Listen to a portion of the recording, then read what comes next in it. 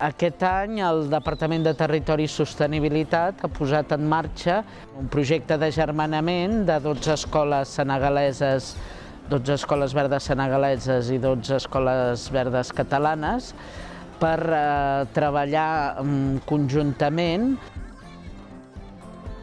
El projecte s'ha promogut a partir d'uns primers contactes que hi van haver-hi l'any 2009, que va anar una representació catalana al Senegal perquè els senegalesos volien iniciar el programa Escoles Verdes al Senegal, seguint una mica la línia de com era el programa Escoles Verdes de Catalunya.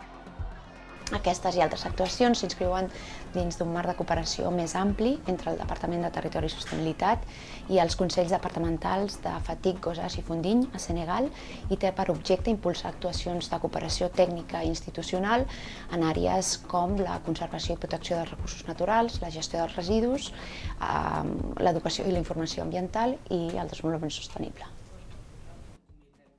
En el programa Escoles Verdes actualment hi ha 587 escoles aquí i al Senegal més o menys unes 40. El que passa que l'agermanament s'ha començat fent una prova pilot amb 12 centres educatius de cada lloc per conèixer més els problemes ambientals a Catalunya i al Senegal.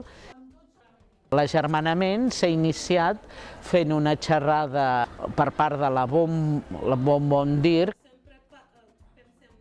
Avui estic aquí per donar una xerrada del coneixement de Senegal, concretament en un poble que es diu Fatick. I el que volem intentar és treballar des de la cooperació, però també des del germanament, amb les escoles escollides allà i les escoles escollides en Catalunya. Jo li he explicat els problemes climàtics que té aquest lloc, que és Fatick, des de les terres salinades, des de la filtració de l'aigua salada en l'aigua dolça, des de la pèrdua de la costera que tenim per el fet que moltes vegades la gent va a treure sorra de les platges, però també altres efectes que també estan danyant molt el medi ambient. Però també les llengües que parlen allà, la situació social de la gent, com es viuen, com es relacionen, l'educació i el sistema educatiu de l'escola de Senegal. Els alumnes volen saber quan han d'anar allà o quan podem comunicar-se amb els alumnes d'allà, sí que mostren interès, sí.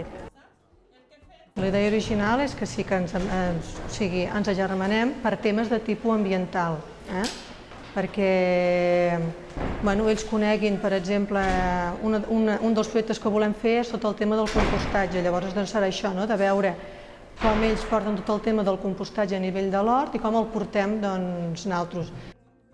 I l'altre dia la directora els va ficar l'exemple de l'aigua. Els va dir, quan ja venen gent, per exemple, d'aquí, del Sàhara o de l'Àfrica, que tenen restricció d'aigua, quan veuen que tu obres l'aigua perquè l'aigua calenta ragi, surti, s'esgarrifen perquè allò és una pèrdua per ells increïble. I això és una cosa que nosaltres no valorem. Doncs això és el que nosaltres també pretenem, que se'n donin compte que hi ha una altra realitat que no té a veure amb ells.